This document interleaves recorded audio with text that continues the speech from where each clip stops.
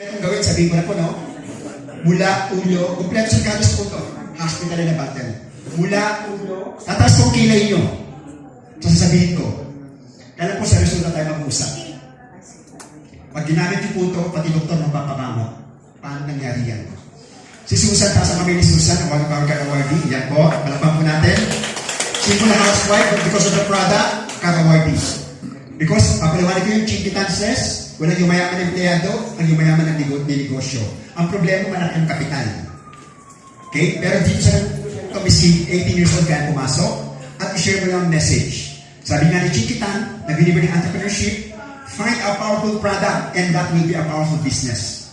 Kung totoo yung sinasabi ko, can you see a powerful product? Can you see a powerful opportunity? Yes, that's what I said too.